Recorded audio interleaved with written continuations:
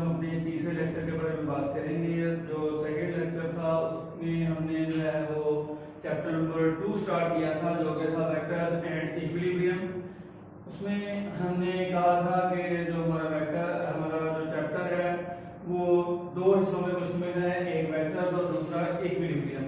तो पहले हमने जो बात की थी वो वेक्टर से स्टार्ट की थी। तो वेक्टर्स में हमने स्केलर क्वांटिटीज, वेक्टर क्वांटिटीज और उससे पहले हमने फिजिकल क्वांटिटीज के बारे में जाना था, फिर वेक्टर की रिप्रेजेंटेशन के बारे में जाना, और उसके बाद हमने रेक्टेंगुलर कोऑर्डिनेट सिस्टम जो है वो शुरू किया था, जो कि टाइम की कमी की वजह से थोड़ा सा उसमें से रह गया था। अब हम उसको फिर से रिवाइज करेंगे। उसके बाद आगे हम जो है वो एडिशन ऑफ वेक्टर और रिजल्टेंट वेक्टर जो है वो अपना वो स्टार्ट करेंगे। ओके, रेक्टेंगुलर कोऑर्डिनेट सिस्टम जो है वो क्या होता है? हमने कहा था कि हमारे पास जो है वो दो लाइंस हैं, हॉरिजॉन्टल और वर्टिकल लाइन जो है वो एक दूसरे को बाइसेक्ट करती हैं, वो एक दूसरे को काटती हैं। किस तरह से? परपेंडिकुलरली, यानी कि वो जो दोनों लाइन है वो एक दूसरे के क्या होंगी? परपेंडिकुलर होंगी। परपेंडिकुलर का मतलब क्या है कि उनका आपस में जो एंगल है वो 90 डिग्री का होगा। ये देखें, ये लाइन जो है ये इसको जो हॉरिजॉन्टल वाली लाइन है इसको काट रही है, तो ये जो इस लाइन का इसके साथ जो एंगल है वो 90 डिग्री बनता है। तो ये जो हमारे पास सिस्टम है इसको हम रेक्टेंगुलर कोऑर्डिनेट सिस्टम या कार्टेशियन कोऑर्डिनेट सिस्टम बोलते हैं।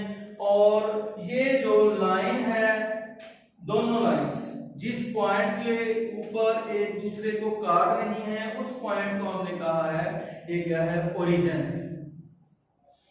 तो ये, और दूसरी बात ये कि जो हमारे पास हॉरिजॉन्टल लाइन है उसको हमने एक्स एक्सिस का नाम दिया है, जो वर्टिकल लाइन है उसको हमने वाई एक्सिस का नाम दिया है। तो इस सारे सिस्टम को अगर हम सिंपली कहना चाहें तो हम कहेंगे कि रेक्टेंगुलर कोऑर्डिनेट सिस्टम है। ओके, ये तो एक सिस्टम हो गया। अगर इसमें कोई हमारे पास वेक्टर आ जाए, लेट्स सपोज कि ये कोई वेक्टर है, इसको कोई भी हम नाम दे सकते हैं। चलें, इसको मैं ए वेक्टर का नाम दे देता हूं। आपको पता है कि वेक्टर को अगर शो करना हो तो उसके लिए हमारे पास दो मेथड होते हैं। एक हमारे पास ग्राफिकल मेथड होता है, यानी कि उसको ग्राफ की मदद से शो करना। दूसरा हमारे पास जो है वो सिंबॉलिक मेथड होता है। सिंबॉलिक मेथड में क्या करते हैं कि सिंपल से उसको शो कर देते हैं। तो यहाँ पे भी हमने ऐसा ही किया है। ये कोई वेक्टर ए है, उसको हमने जो कार्टेशियन कोऑर्डिनेट सिस्टम है, रेक्टेंगुलर कोऑर्डिनेट सिस्टम है, उसके अंदर ड्रा किया है। तो अब जो है हमें नजर आ रहे हैं इसके जो हमारे पास कोऑर्डिनेट सिस्टम है, ये कोऑर्डिनेट्स हैं।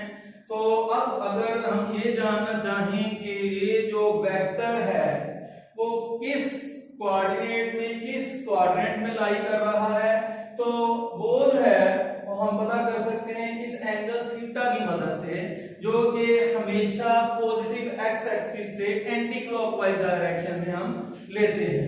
लेट्स सपोज कि ये जो वेक्टर है ये किसी पॉइंट P के ऊपर है और इसके जो कोऑर्डिनेट्स हैं वो A और B कोऑर्डिनेट्स हैं। अब A और B का मतलब क्या है? A का मतलब ये है कि ये जो वेक्टर है इसका कुछ हिस्सा जो है, यानी कि A पार्ट है वो अलोंग एक्स एक्सिस मूव किया है, और जो B वेक्टर है, जो वेक्टर A है उसका जो B हिस्सा है वो उसकी कुछ लेंथ जो है वो, यानी कि मैग्नीट्यूड जो है वो B के अलोंग है, ये स्मॉल b है। ये इसके कोऑर्डिनेट जो है वो ये शो कर रहे हैं कि पॉइंट P जो है वो x एक्सिस पे A डिस्टेंस पे है और y एक्सिस पे B डिस्टेंस के ऊपर है। जब हमने इनको कंबाइन किया है तो हमें एक पॉइंट P मिला है, जिसको हम इस कोऑर्डिनेट सिस्टम में शो करते हैं कि ये जो पॉइंट P है ये यहां पे लाई करता है।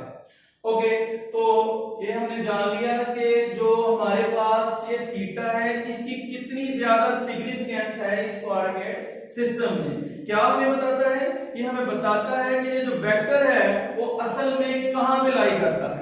ये जो वेक्टर है कोई भी वो किस क्वाड्रेंट में लाई करता है, वो हमेशा पॉजिटिव एक्स एक्सिस से हम एंटी क्लॉकवाइज डायरेक्शन में उसको मेजर करते हैं। ये तो था हमारे पास टू डायमेंशन के लिए, यानी कि एक्स और वाई एक्सिस में हम बात कर रहे हैं। लेट्स सपोज कि हमारे पास कोई वेक्टर आ जाता है, वो आ जाता है 3D में, थ्री डायमेंशनल सिस्टम में आ जाता है। जैसा यहाँ पे था एक्स एक्सिस वाई एक्सिस, इसी तरह से हमारे पास एक और एक्सिस होता है जिसको हम जी एक्सिस बोलते हैं। वो कुछ इस तरह से होता है, ये कह रहे हैं कि हमारे पास एक्स और वाई एक्सिस है, तो जो हमारे पास जी एक्सिस होता है वो आउटवर्ड होगा इस तरह से। लेकिन हम यहाँ पर क्योंकि इसको आउटवर्ड तो ड्रा नहीं कर सकते, हम सिंपली इसको जो है वो डाउनवर्ड जो है वो शो करवा देते हैं, एक्स एक्सिस वाई एक्सिस और जी एक्सिस। इसी तरह से क्योंकि यहाँ पे हमारे पास अगर यहाँ पे वेक्टर है, यहाँ पे वेक्टर है, यहाँ पे वेक्टर है, तो इनका हम इनको एक ही जो है वो एंगल का नाम नहीं दे सकते, इसलिए हम इनको डिफरेंट जो एंगल्स हैं अल्फा बीटा और गामा वगैरह के नाम दे देते हैं। तो लेट्स सपोज के अगर 2D में बात करें तो ये हमारे पास जो है कि कह लें कि y एक्सिस है, ये हमारे पास x एक्सिस है, तो इसमें ये जो वेक्टर था ये यहाँ पे लाई कर रहा था। अगर हमारे पास z एक्सिस होगा तो वो कुछ इस तरह से होगा, और जो हमारे पास पॉइंट होगा वो इस तरह हवा में मौजूद होगा, यानी कि हम इसको यहाँ पे ड्रा नहीं कर सकते। अगर हम 2D की बात करें तो उसको तो यहाँ पे ड्रा कर सकते हैं, लेकिन 3D के लिए हम जो है लेट्स सपोज कह लेंगे ये जो हमारे पास मार्कर है ये हवा में मौजूद है, तो कह सकते हैं कि ये 3D में इसके तीन एक्सिस हैं, इसके x एक्सिस भी है, इसका y एक्सिस भी है, इसका z एक्सिस भी है।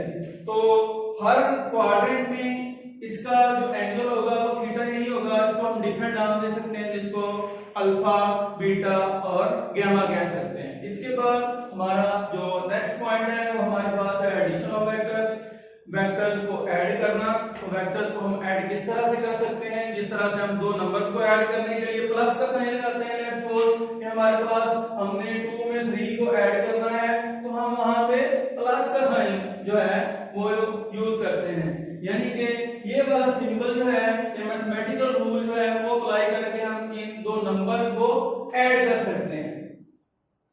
लेकिन अगर हमने दो वेक्टर को ऐड करना है, लेट्स सपोज हमारे पास वो वेक्टर कौन कौन से हैं, हमारे पास वो वेक्टर a है, हमने उसको b में ऐड करना है, या b को वेक्टर a में ऐड करना है, तो उसके लिए हम क्या रूल जो है वो अप्लाई करेंगे। तो उसके लिए जो वेक्टर्स को ऐड करने के लिए, एडिशन ऑफ वेक्टर्स के लिए जो हमारे पास रूल गिवन है उसको हम कहते हैं head to tail rule,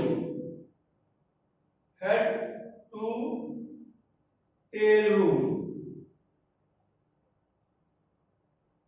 head to tail rule के मुताबिक हम वेक्टर्स को किस तरह से ऐड कर सकते हैं, बहुत आसान तरीका है।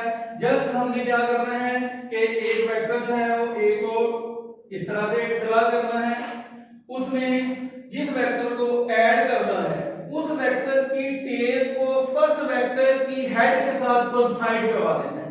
मीन कि उसकी जो टेल है, ये हेड है, ये टेल है, ये हेड है, ये टेल है, तो हमने क्या करना है जिस वेक्टर में दूसरे वेक्टर को ऐड करना है, लेट्स सपोज कि हमने a में b को ऐड करना है, मैंने क्या करना है a प्लस b करना है, तो मैं क्या करूंगा कि जो वेक्टर a है उसके हेड के साथ दूसरे वेक्टर की टेल को जोड़ दूंगा, कोइंसाइड कर दूंगा, जोड़ दूंगा।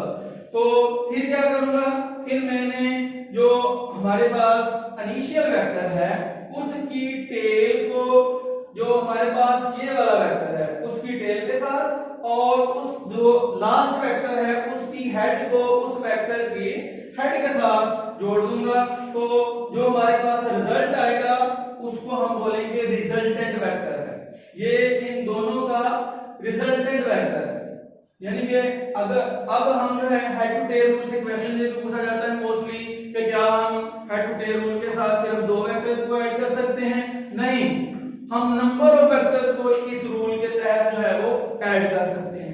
यानी कि हम दो वेक्टर को ऐड कर सकते हैं, तीन वेक्टर को ऐड कर सकते हैं, चार वेक्टर को ऐड कर सकते हैं, हम नंबर ऑफ वेक्टर को इस रूल के थ्रू जो है वो ऐड कर सकते हैं। करना क्या है, जो हमारे पास फर्स्ट वेक्टर है और उससे जो नेक्स्ट वेक्टर है, फर्स्ट वेक्टर की यानी कि प्रीवियस वेक्टर की हेड के साथ नेक्स्ट वेक्टर की टेल को जोड़ते जाएं, और एंड वाला जो रिजल्टेंट वेक्टर है उसकी टेल फर्स्ट वेक्टर की टेल के साथ और लास्ट वेक्टर की हेड के साथ जोड़ देंगे तो आपके पास उन सब वेक्टर्स का एक रिजल्टेंट आ जाएगा जिसको हम जो है वो R से शो करते हैं और वो उन सब वेक्टर्स का सम होता है। अब नेक्स्ट इसको हम आगे ही डिफाइन करते हैं कि रिजल्टेंट वेक्टर असल में क्या होता है।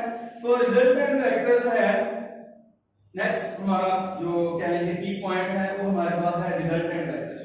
तो रिजल्टेंट वेक्टर जो है हम उसको किस तरह से डिफाइन करते हैं आपको कुछ तो समझ आ ही गई होगी, यहाँ से आइडिया हो गया होगा, लेकिन फिर भी मैं इसको अलग से डिफाइन करना चाहूंगा कि ये जो वेक्टर है ये बाकी सारे वेक्टर्स का, ये देखें इसको जमा किया ये इसके बराबर है, ये ए वेक्टर को बी वेक्टर में हमने ऐड किया था तो हमें क्या कहा था कि ये क्या इसका रिजल्टेंट है, यानी कि हमारे पास जितने भी नंबर ऑफ वेक्टर होंगे उनको ऐड करके एक सिंगल वेक्टर का अगर नाम देंगे तो उसको हम क्या कहेंगे रिजल्टेंट वेक्टर और उसको R से शो करते हैं और उस सिंगल वेक्टर का जो हमारे पास इफेक्ट होगा वो इन सब वेक्टर के सम के बराबर होगा और ये वेक्टर हैं वो एक ही काइंड के होते हैं, मतलब फोर्स वाले हैं वेक्टर हैं तो उनको फोर्स वाले वेक्टर में ही ऐड करेंगे तो ये क्या होगा हमारे पास एक कंबाइंड इफेक्ट होगा बाकी सारे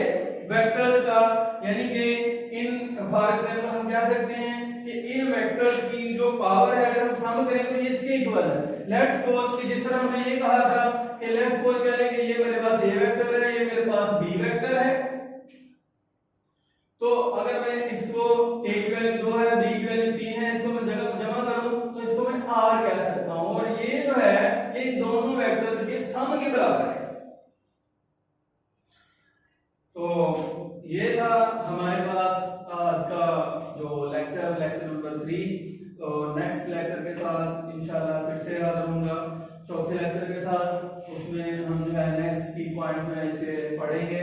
तो अगर आपको इन चीजों में से किसी बात की समझ ना आए तो आप कमेंट्स में पूछ सकते हैं या पर्सनली मुझसे कांटेक्ट करके कोई भी कंफ्यूजन हो इसके बारे में तो वो क्लियर कर सकते हैं।